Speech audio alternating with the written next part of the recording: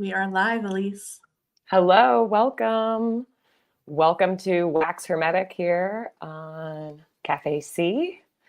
I'm just sharing this to my platform, so hopefully some people will be there too. Hi, Ursula. Hello. How are you today? I am doing really well, and I'm really excited about today's topic. Amazing. Why don't you? How are I am you? also. I'm good. Why don't you go ahead and tell us what today's topic is? Yeah, so last week, for anybody just joining us that's new, we had our first show, and we started off with the topic, the destruction of the temple, which was all about how we become disconnected from spirit and the divine feminine and the feminine in general.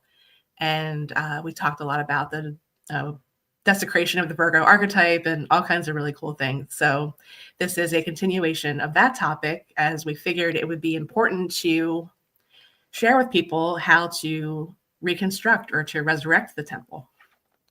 I So love that it. is what today's topic is. And yeah, so when we were talking about today's topic, we were discussing, since we're so close to Halloween, how to get back to the original rituals and ceremonies and observances that were more in tune with Mother Earth. Yes. So, Well, you yeah. just said the key word there, which I love, which is ritual. So I propose, since the reconstruction of the temple is something that we actually need to not only tune into, but we need to ritualize the work, I propose to have a little ritual opening for our this space in which we discuss intuitive practices and ways that people can start to reacquaint themselves wherever they're at in their life. And I'm going to do that I'm going to start that first, but I'm going to light a little incense. I have this Palo Santo incense Oh, here. I love Palo Um, Santo. I also love Palo Santo. It's not a stick. It's actually from this brand called Tribal Soul. Not a sponsor. Not yet, though. Feel free to reach out. But the lighting of incense is one fire, smoke. It is a way to cleanse a space. It's a way to move the energy around. Some of the best things that you can do to move the energy in and through yourself, through a space, through a thought process in a business is to actually go ahead and open it up with a little cleansing and a movement of the actual energy, as well as something that has sound. Hold on, I know that I have it here somewhere. I have a little ritual bell that is also a signification that we are opening the space and the circle as a ritual, a safe space, a hallowed ground, and that we are exiting wherever we were before for the purpose of forming this new circle, this new space, so that we can communicate and open ourselves up, not just to each other, but also to ancestors, guides, only people, energies, that are in the highest alignment with Creator, with ourselves. And so this is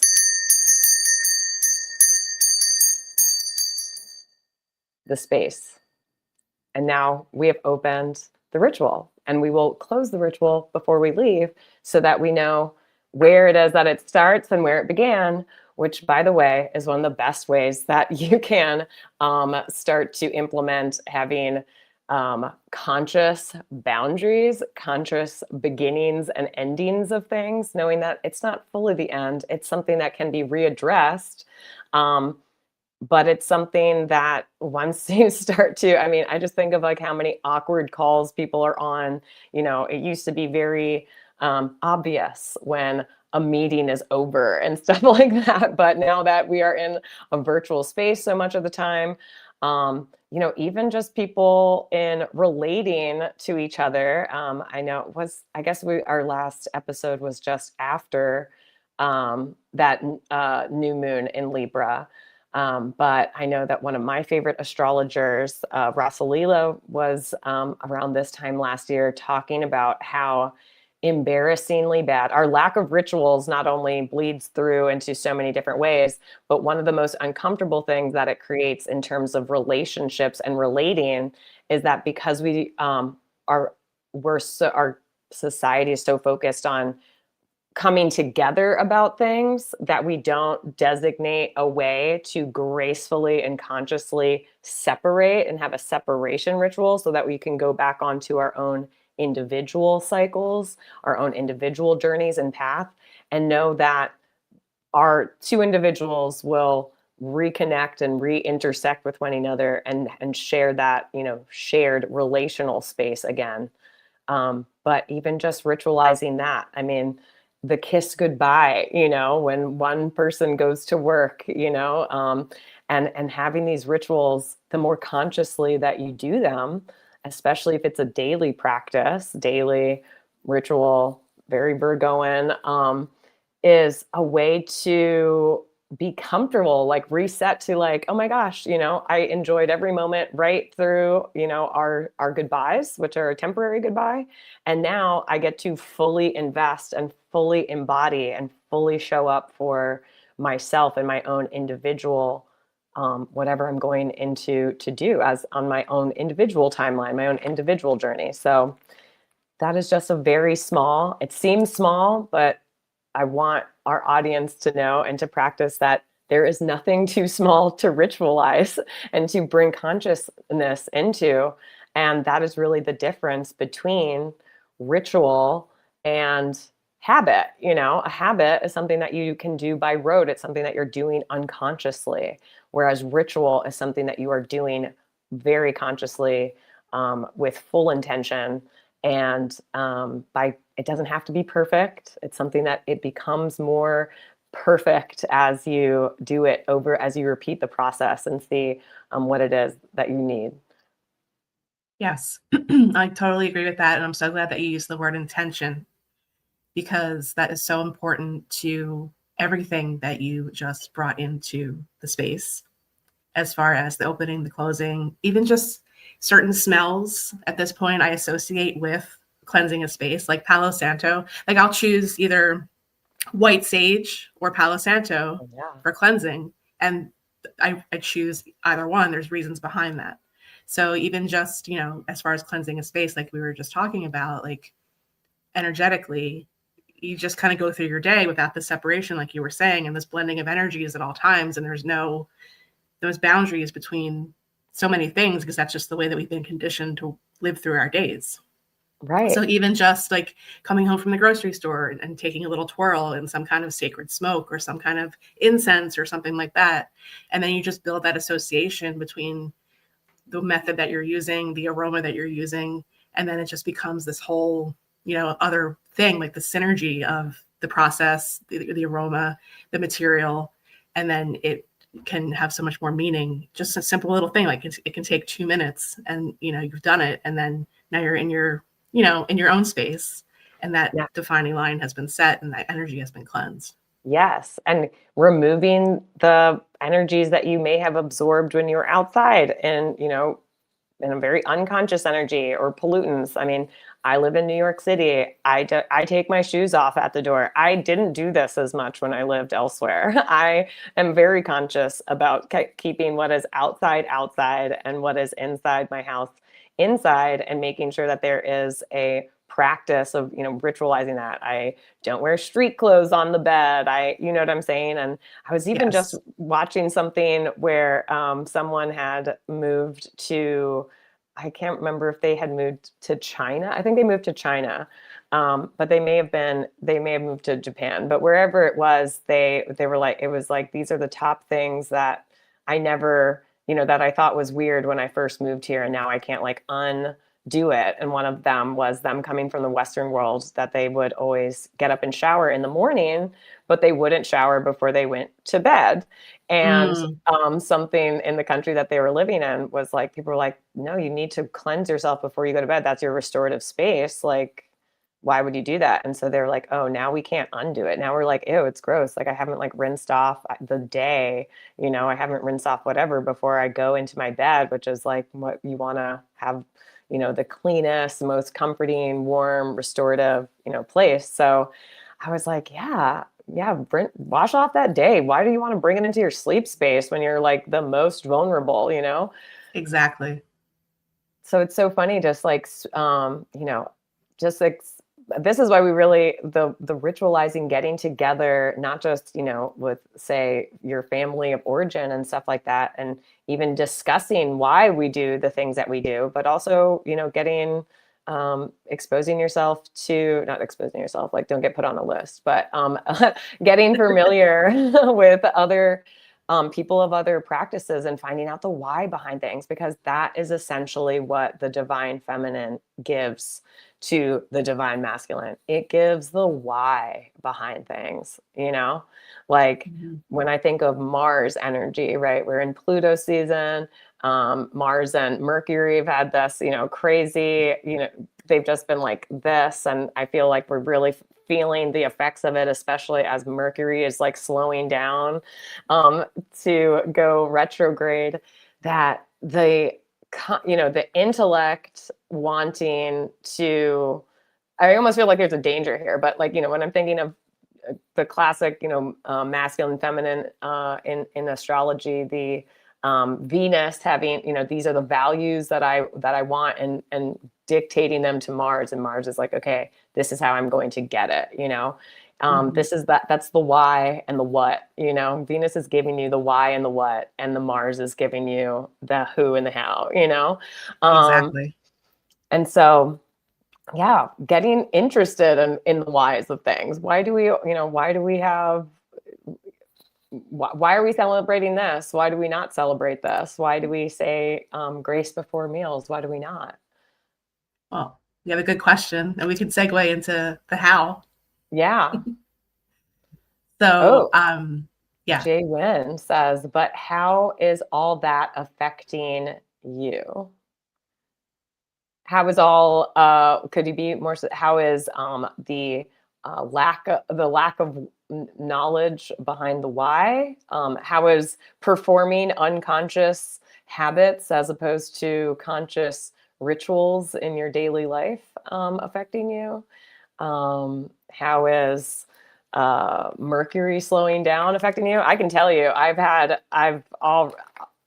when I get the first few phone calls in the morning, immediately being like, am I not speaking clearly? Or is this, whatever, and having to, whether it's a friend, a family member, a client, being like, and I'm like, no, it's really just, Mercury's slowing down. Mercury We're going to is, talk about that next week. yeah, we're going to be getting deep into our Mercury retrograde next week, but, just having an understanding of how things work by slowing down and taking a look at things. So then it also allows you to be like, is this coming from me?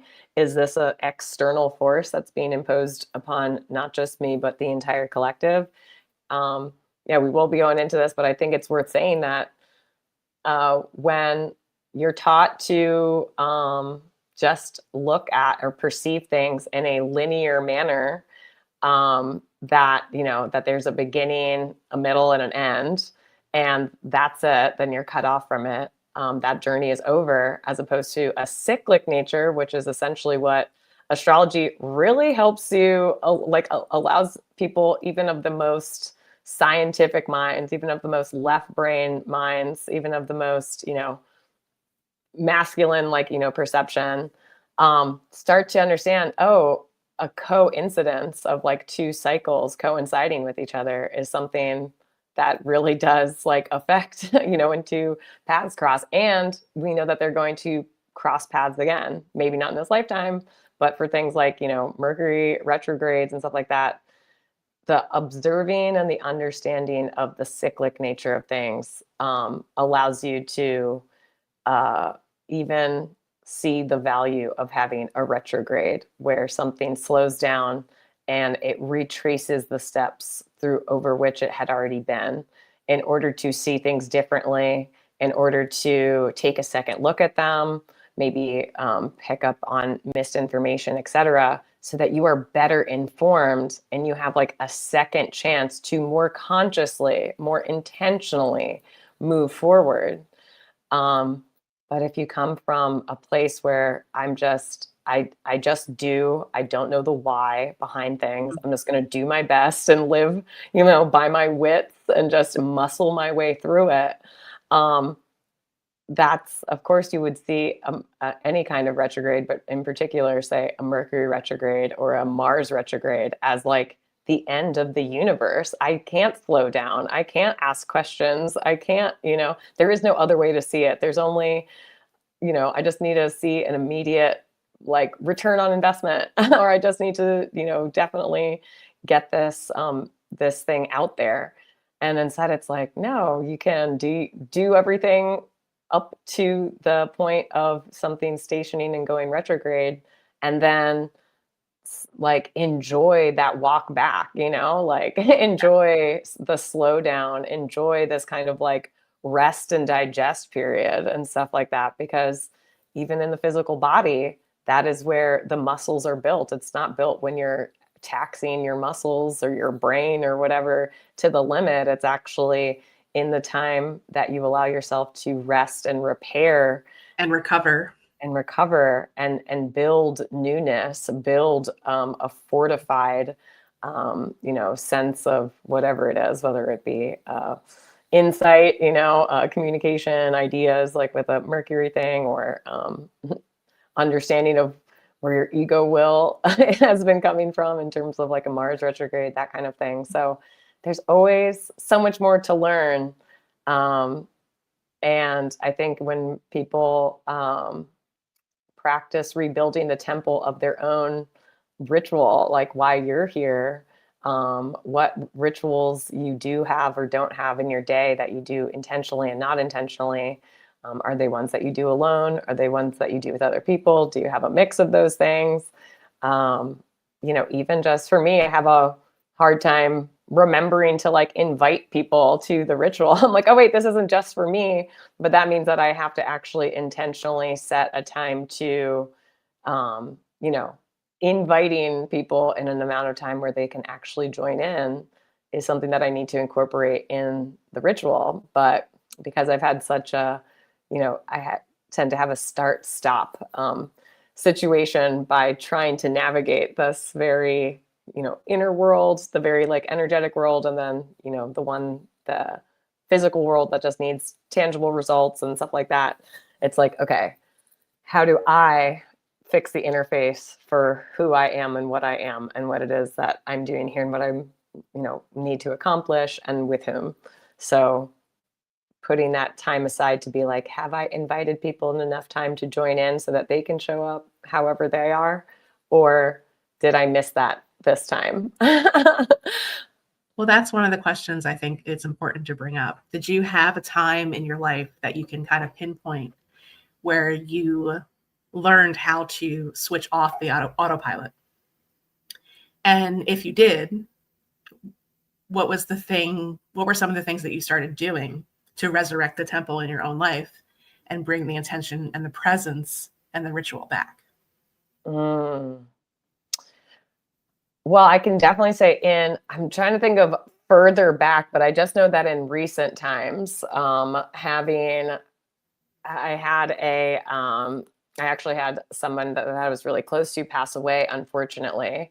But before they did, we had had a separation. And in that separation, I was feeling the energy of my space be not how I wanted it to be. Like I had become very unconscious with how my physical space in my home was. And that I also had two roommates that were very unconscious, like when I would ask them to do things or like, I do this for a certain reason or way, that seemed very common sense to me, but not so much to them. And so when I realized that there was like non-compliance, I was realizing that like the space, there was like a discordant energy in my space. Like I had competing energies. I had energies that were almost consciously trying to like, they were just being so unconscious about things, that I kind of started to just incorporate more like consciousness. I started doing salt clearings. I started, There we go.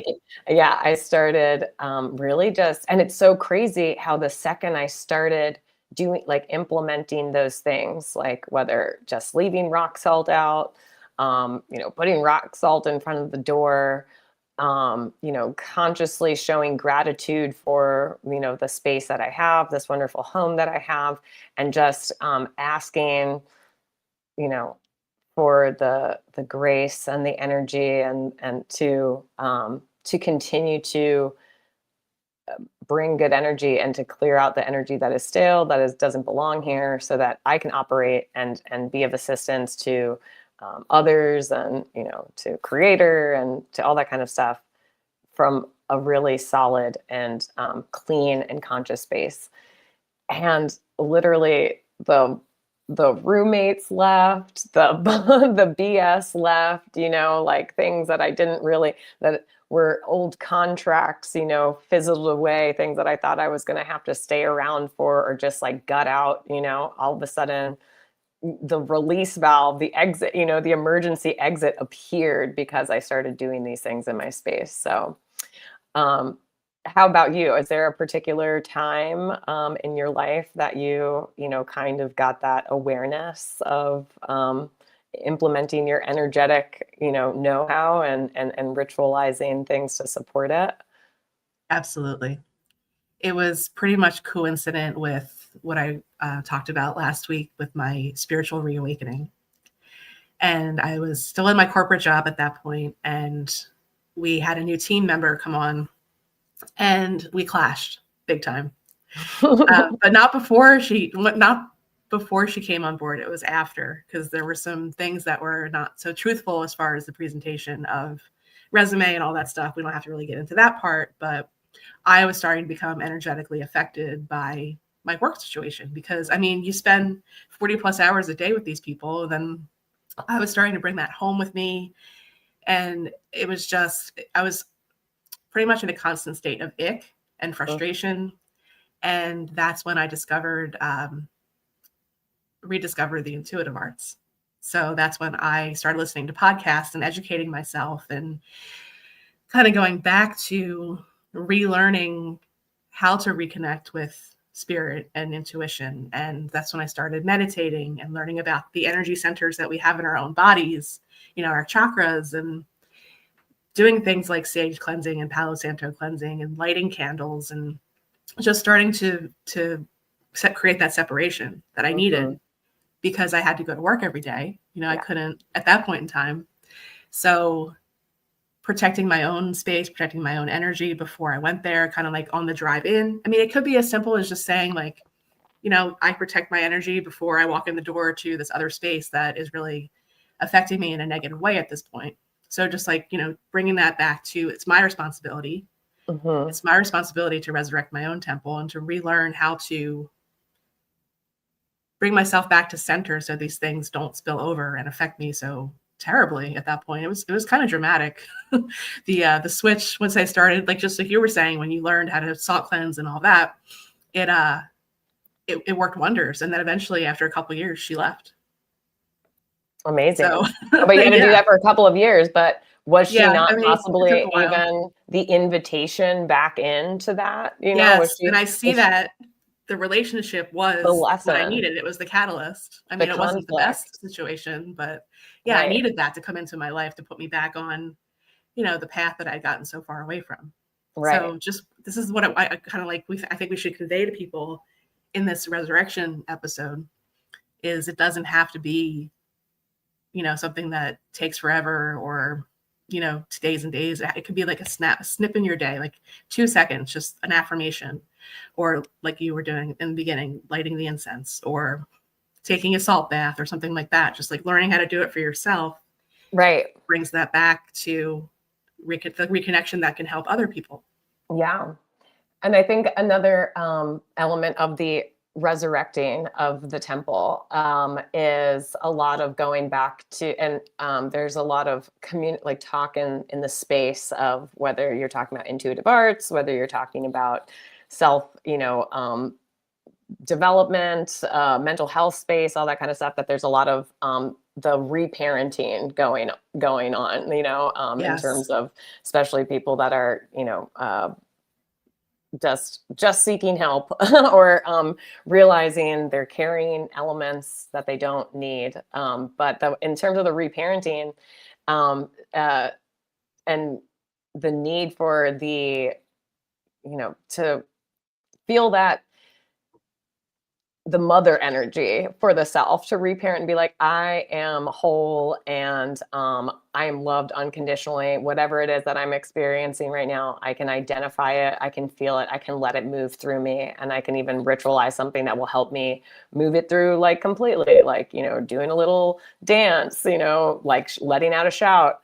I've seen two, and for people that are like, this is all woo, it's all whatever. It's like, no, it's energy. And you guys probably already have, even in your development, even if you were so unconscious as to how this stuff works. I saw two Instagram posts, which maybe I'll put into the link. And one of them was talking about the actual art post was called like energy magic that most kids are aware of until they forget. And one of them was Oh, blanket magic, and the fact that the use of blankets during our most vulnerable times, for instance, when we're sleeping or when we're bathing, or that- meditating. or meditating, all of those kind of things have been used forever as a way to protect the person from, if not the gaze, then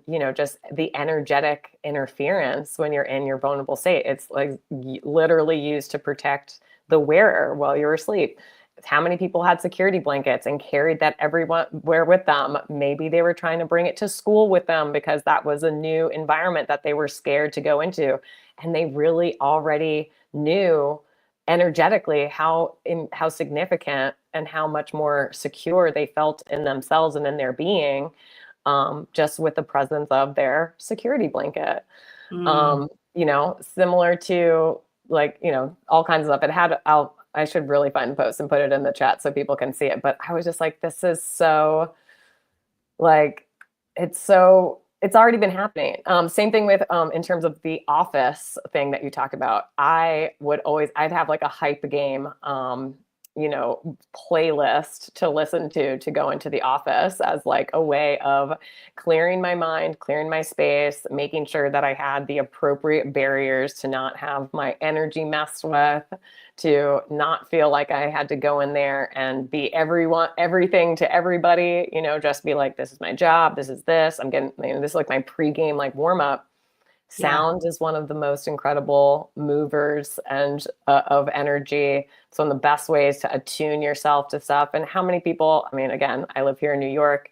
So many people are just doing that exact same thing. They have this is my mental health music before I go into the office, So Mm. you don't even have to change that music to make it a meditation. You just need to be conscious that you already have ritualized this space and this, pre-game before you enter that, what can sometimes be a combative environment, or maybe it's really great, maybe but whatever it is, you've already kind of ritualized or incorporate these energetic practices that just by shifting your intention, or being more aware of your intention, being very conscious with your intention, you're already starting to resurrect the temple.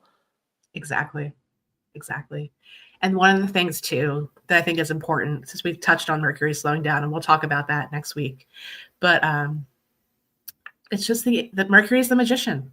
So in the tarot, like this is hermetic, wax hermetic. So we're Wax obviously going to bring hermetic. Mercury at some point into every episode. It's Wednesday. So in honor of all that, the magician already has all the tools that he needs in that key in the tarot. Indeed. Yeah. So just know that too, if you're listening to this and this is all brand new to you, you already have what you need. You are a functioning person with a mind and a heart. And like we're talking about, all you have to do is just kind of flip the script, change your mindset, use your voice, use sound, use music, anything.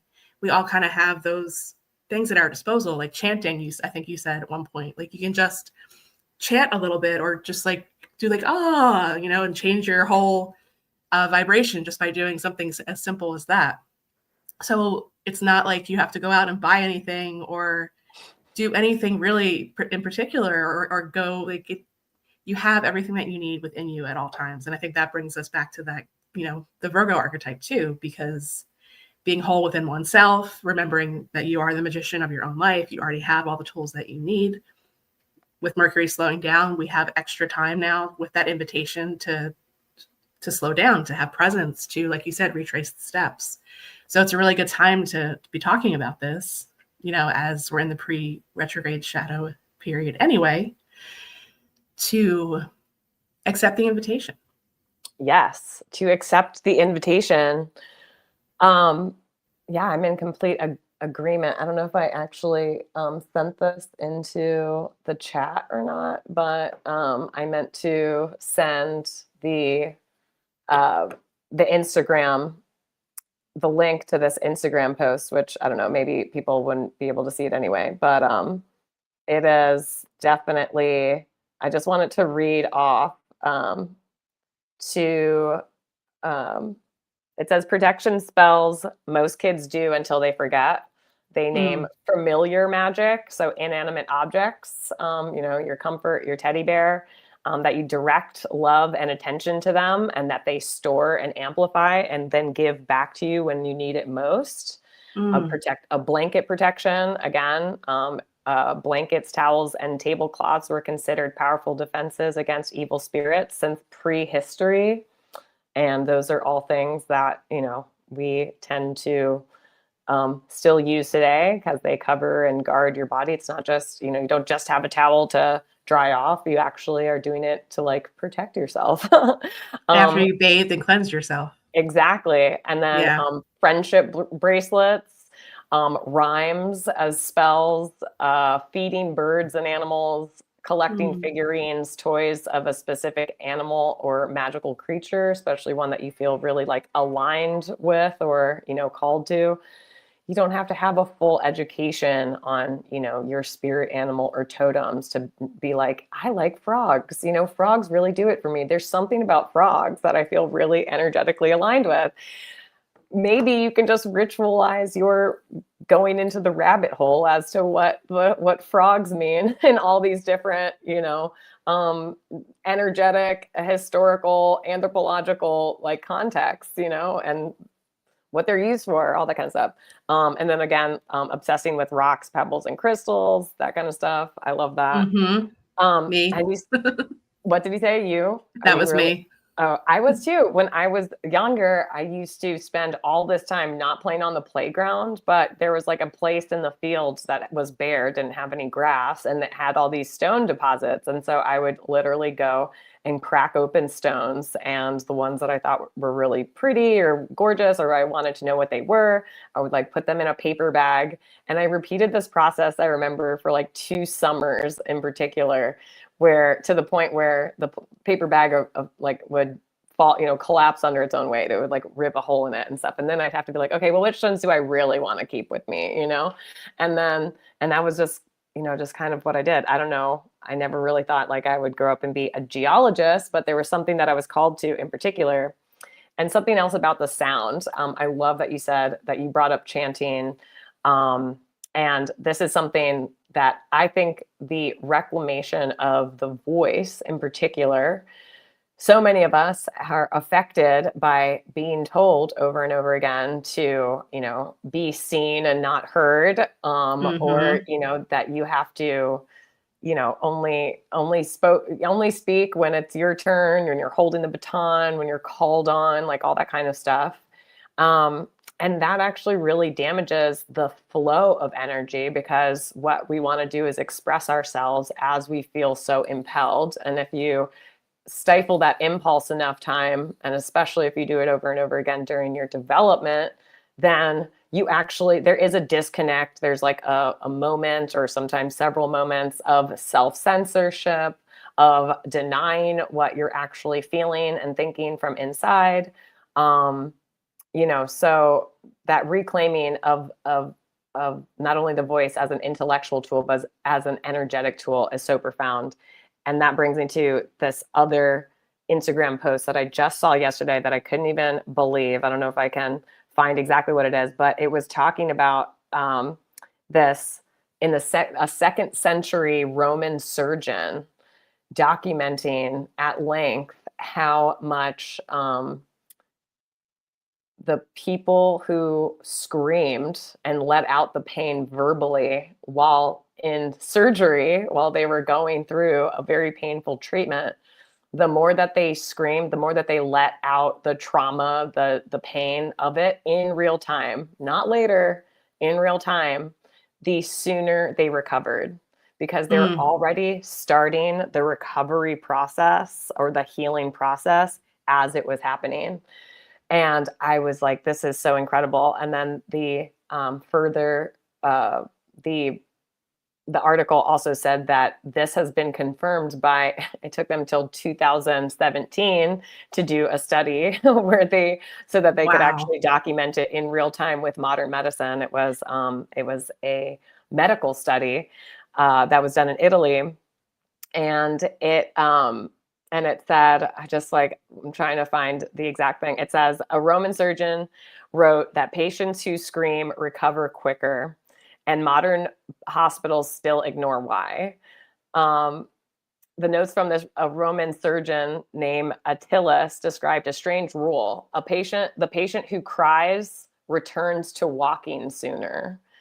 He noticed that men who suppressed screams during amputation took twice as long to heal as those who didn't. And for centuries, what sounded like superstition, now has documented neural physiological evidence by way of this 2017 study and other things that have been documented, but we didn't really piece them together, because if you don't care about the why and what the interconnectedness of all these things, everything just seems like incidental, anecdotal, things. But instead, in the 2017 study, the Italian researchers discovered that the vocalization during pain triggers the periaqueductal gray, a region that releases endorphins and modulates the immune response. So that the louder the cry, the stronger the this medicating, experience, and also the more it produce anti-inflammatory effect. So being able to already start the healing process while you're mid-surgery, while you're experiencing the pain. The same so with any kind of emotional pain that one is feeling, any kind of spiritual pain. But also, I personally love to let out a huge expletive here and there. Oh yeah. If I bump my toe or whatever. And, just imagine how many times you were said, don't say that, blah, blah, blah. But I mean, it actually, what some guy already knew or documented in, second century Rome, this 2017 research study said that the patients who stay silent show prolonged cortisol spikes, which slows tissue repair. Their nervous system stayed in a freeze mode, the same survival state soldiers and trauma victims experience. Suppression conserved composure, but delayed recovery in ways that are visible, that are tangible, that are documented, and it's a repeat process. So imagine how many of us just need to give ourselves the permission, go back and get that permission, go back and build that bridge between inner knowingness and how it becomes vocalized and tangible, truth, reality through our throat chakra, through what we say. And then that helps with helping you feel more comfortable with your outside experience, matching your inside experience, as well as, it becomes easier to say what you do and do what you say, and instead of having this a divergence of those things, which then makes you feel inauthentic, disempowered, whatever, you know? Yeah. And that's using your throat chakra, using your voice, that's such a mercurial thing. It's So such a that is material part of thing. the magic as well. And one of the things, so thank you for bringing that post up, because that is something that I think is important to touch on. Because as I was reintegrating spirit and reconnecting with my own, one of the lessons, one whole podcast episode was all about remembering what you were into as a kid. Mm-hmm. And there's tons of clues right there. I mean, the fact that we both shared, a love of stones and that kind of thing. Like, Yeah. my use of crystals during that point in time for things like healing my throat chakra and using my voice again, like doing something like this 7 years ago for me, I wouldn't have done it. Mm. I would get so choked up. I would be so nervous about just speaking. And I Mm-hmm. think that's sort of something that was conditioning. And I went to Catholic school for 4 years. So just imagine how Gotta do much it. more the composure was enforced as far as, being in childhood, like, and that spilling over into adulthood, and just not talking, just kind of Yeah. being like totally mute. Even when I knew an answer to a question, just raising my hand would make me so nervous I wouldn't do it. Mm-hmm. So like not like coming on something like this, doing something like this, like I first started kind of practicing, forcing myself to do podcast interviews, to just like, and like, confront the fear, accept the initiation, push through it, and just talk. Right. So something like what you were saying, as far as just being told to not speak or suppressing a scream to release, like all of that you just said is so important, I think, too, to everything that we're talking about. Yeah, absolutely. Thank you for sharing that. And Mm-hmm. I was that kid, and I didn't go to Catholic school, but I went to CCD, which is what public I had school that kids too. went to, right? To get your Yeah. Catholic catechism. And I was Uh-huh. that kid that was asking I would go from disinterest, just like I have to be here every Tuesday night or whatever, to when I actually started asking the questions of what I was interested in. Like, why is purple the color of healing and in the Mm. occult practices and enlightenment?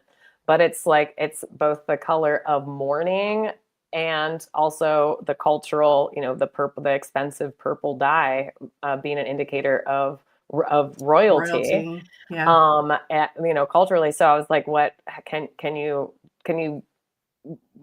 describe that? How I'm my 11-year-old self needs someone to help me bridge this gap between these two things, and they just could not get over the word occult, practice, like, Ugh. in whatever.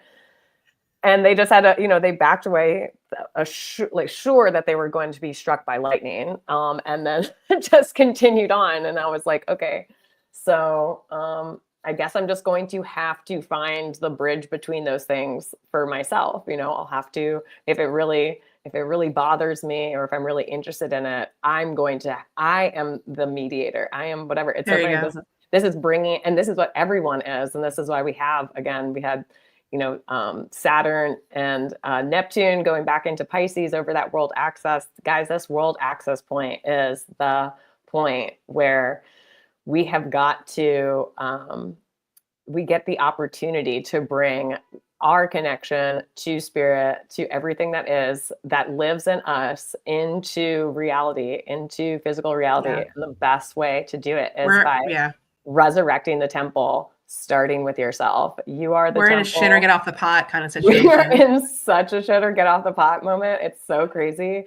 That is giving me the fact that I like called my cousin the other day and being like, I cannot get over the fact that my intercepted chart ruler at Jupiter is at 22 degrees Pisces, and it's retrograde, and it's making it trines exactly my 22 degrees Scorpio part of fortune.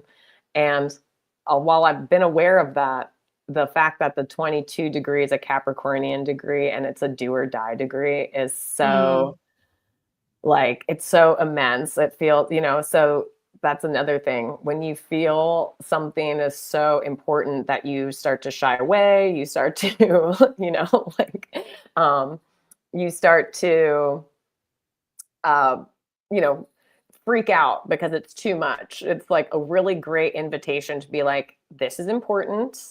I have a responsibility to rise to my ability in this situation. Got to shout out Maxine Taylor, astrologer, for that. That's how I reposition Saturn in my mind. It's not, responsibility sounds so cumbersome.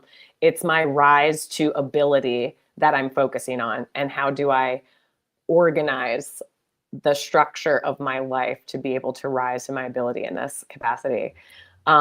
And then once you put that structure in place, you get to play, because you know that the ground isn't going to fall out from under you, that the ceiling isn't going to, cave in on you. It's really like those little small but mighty steps towards reframing something that feels like it's being done to you or being put upon you, versus this is something I'm being asked and encouraged to do because it's meeting a need within me. And how can I ritualize even just going from discomfort, uncertainty, paralysis, analysis paralysis. Yes, been there so many times. Right? I feel like I've been like living in it, but every time instead of being like, this is a challenge, I'm being handed karma, I'm being, this is something terrible, instead of being like, this is an invitation to get it done, to shit or get off the pot in a way that is specifically in alignment with me and what I'm here to do and with who I am at this moment in time, not 8 years ago, not even 8 minutes ago, right now, right here.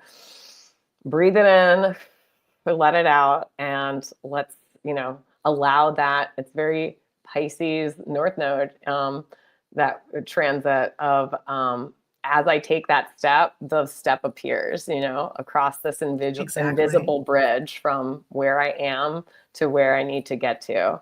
It's faith, but it's not something, you can build and embody faith and knowingness in the moment.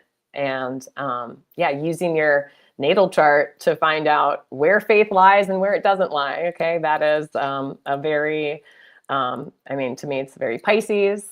It's a Piscean thing. It's also a Jupiter thing, which is the ancient ruler of Pisces. So if you want to know where your faith lies or where it's hidden possibly in your chart, if you have your, Pisces and or Jupiter intercepted, then, getting a chart reading is a really great way to find where it is, so that you can, that's really what I think is the most practical and applicable aspect of astrology, is getting people familiar with their working parts. What is it? What are the tools that you're working with? What is your orientation on the map? My whole thing is pretty much my driving force at all times, personally and in working with people, is the reintegration of spirit. Is kind of like, our subtitle of our show, and the topic of today, living in touch with your soul. Yeah. With intention. And having the courage to grow. Yeah. And accept the challenges like you're talking about, and get, more on the path of what you came here to do. Like, there's so many things, just not only through the natal chart and that lens, but everything that we offer at Astromegistus, but also too, just everything we talked about today, just taking that moment, being present, inviting that even small, whatever it is, ritual back into life, is just a perfect starting point. And if you're already doing it, expanding on it, or going deeper, or getting a different type of reading or something like that, or working with somebody different. There's so much that is out there to tap into and help us tap into that, whether it's through astrology or another intuitive art or practice. It's just important to remember the connection.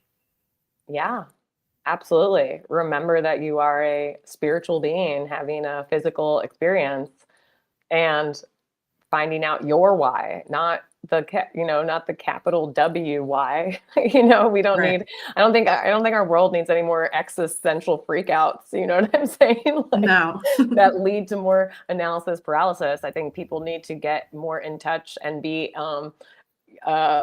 encouraged to find their own individual why. So so that they can understand and accept that my saying that life itself is a ritual.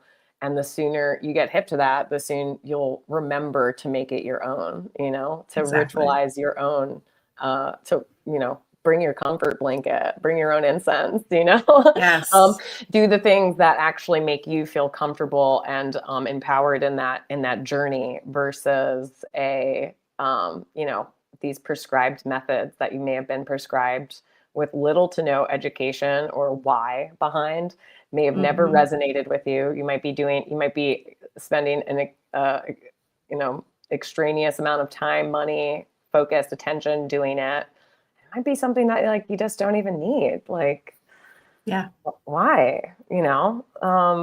It's just not something that you need to do. And again, like I loved how you mentioned for all the things that we offer at Astromegistus is the coaching aspect, for people that have already had their natal chart done, maybe they've already had their draconic chart, maybe they've already, started understanding and accepting the working parts of their being, of their soul, of their physical interface, of their relational interface and all that kind of stuff. And they now they know, being offered somebody who that they can get a coaching session, or even better, a series of coaching sessions, so that they can, it's a safe space, it's an integrated space, it's a collaborative space for you to not only identify or communicate what you've self-identified as where you are in this process or another,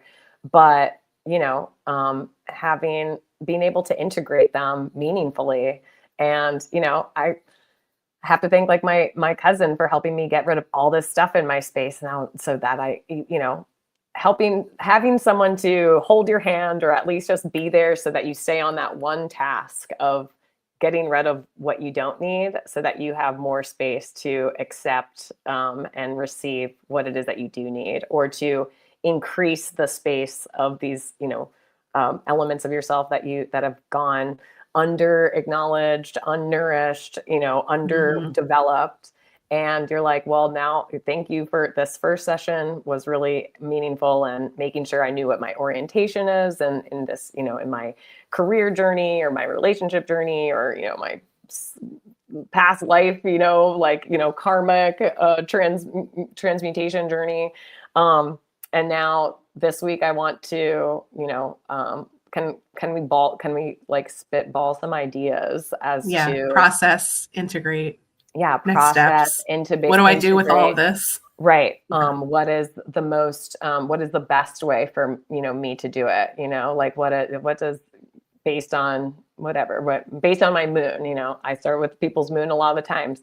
The moon is the perfect place for, I think, to start someone's self-awareness, understanding, both in their natal chart, as well as when they start to look at transits and what's happening in the world. My hard and fast rule about astrology is, if you're not interested enough to get curious about the moon, so that you can see how she works in conjunction to, or in tandem with, in combination with, or Mhm. relative to the sun, both internally as well as externally, then maybe pick up a different art. Maybe different, Yeah. maybe, like I said, take a Myers-Briggs test, take a something. It will all eventually lead you back to astrology. It's just you're not ready to receive that right now. It might be too uncanny of a valley for you to cross right now, and that's Yeah. fine. Accept it. You don't need to like do it, but for those who are really interested in getting down to brass tacks about who it is that they are, and who it is that they're not, or who it is that they used to be and feeling very differently now, and why that is and Hmm. why that may be. Um, you know, uh, Astromegistus, all of all the amazing astrologers and coaches and stuff like that we have on there, are really there to receive you where you are, and like walk you through the process, walk you through the initiation, which is actually what the temple was there for. You were actually walking to be initiated into the mysteries of life, death, and rebirth, and become more powerful, embodied, empowered in that knowledge and that wisdom. So you can maximize your life ritual while you're here. Yes, we've started resurrecting the temple for you. We have, and thank you to all the people that came before that really set that out too. And I think Astromegistus is a really amazing, place where the concept of AI and stuff like that, and using technology and seeing how it can be utilized to help the human condition versus, when I feel like Yeah. every time I see a news clipping or an article or something, it's very like human against AI kind of thing. And it's like, wow, but we can actually when we ritualize it, when we do it with intention and in community with one another, then individuals as well as the collective really get to benefit Yeah. from and retrace our steps and pick up the lost knowledge of self and other and everything together, and in support. So And I just think, giving the planets personalities, oh yeah, I like love giving the planets personalities. That's so fun. it makes it so relatable. It does. The Venus the other day I was like, man, yeah, people got to know that Venus is not just friendly. She's not your fun gal. Venus does not have cool girl. She's not a recovering cool girl. She knows exactly what she wants, and she's actually here to not people please. She's here to make sure you know what she stands for so that you don't throw at her anything that she's not here to magnetize to herself. And Exactly. I love that. I'm gonna have Yeah. to explore some more of the different planets personifications and stuff. So again, did you have something to add? Yeah, well, I was going to say we have about 4 minutes left. I'd Okay. like to touch on this question because that's Hmm. kind of a good segue into what we're going to be talking about next week. Okay. So next week's episode will be all about the full moon, Mercury, the upcoming Mercury retrograde, as it happens just after our Wednesday show next week. Yes, we will have charts to look at. We will start doing visuals. We wanted to kind of get our feet wet with these first 2 episodes and really touch on the Hermetic arts and the intuitive arts and the importance of bringing spirit back into our daily lives. And acknowledging where it's already existed, you just may not have thought of it. Even if, Exactly. if you were someone who had your favorite teddy bear or your security blanket, or you made and exchanged friendship bracelets, all that kind of stuff. Taking a shower before bed, using a towel after a shower, after ritually, washing yourself and your energy, not just your physical body. They're all connected. Exactly. So yeah.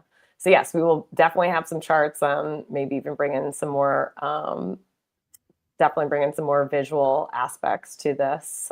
So even though I do love our cafe background and looking at my wonderful co-host, which funny enough, last week I couldn't do. We were like she was blocked on my screen. So you did such a good job. I had no idea that thank you. That was happening until it was over. It felt like a practice in non-local communication, like non-locality. I was like, as long as I can visualize the space that we're both in via the Cafe C background, I can know that we're in the same space together. I can still hear you, you can still hear me, and I know that we're sharing the space, even though I didn't have a visual on the space. So maybe we'll talk about non-locality also later on in our wax hermetic ritual here. That was definitely a very good example of just intuiting and relating through not visual ways. So that's definitely something we should touch on. Yeah, because we actually have more than 5 senses, guys. And most of us don't even really maximize the 5 physical senses that we have, let alone these extensions of our sensory abilities. So can't wait to bring up more of those things in our exploration of all things intuitive, hermetic, spirit, divine feminine, and the reintegrating so that you don't have to just feel the cumbersome nothingness of gravity and Saturn. Well, we will be back next week at 12 p.m. Eastern for We Wax Hermetic. will. And And we there are are going weekly to- shows going on every day of the week. And Elise, will you please ritualize us out? Yes, I will make sure that we know that we are closing this here circle and space of episode 2 of Wax Hermetic here on Astromegistus channel. Thank you again for joining us. I am Elise. That is Ursula. Please come and explore the Astromegistus platform. And most importantly, please continue to investigate and explore your own self, your life as a ritual, and all the things that you liked when you were a child that you may have lost touch with. Maybe giving some of those a go back and get it. You'll maybe even have that much more extreme of an opportunity to do that with the upcoming Mercury retrograde. Yeah, I'm going to close the space with a sound, and we look forward to seeing you next time.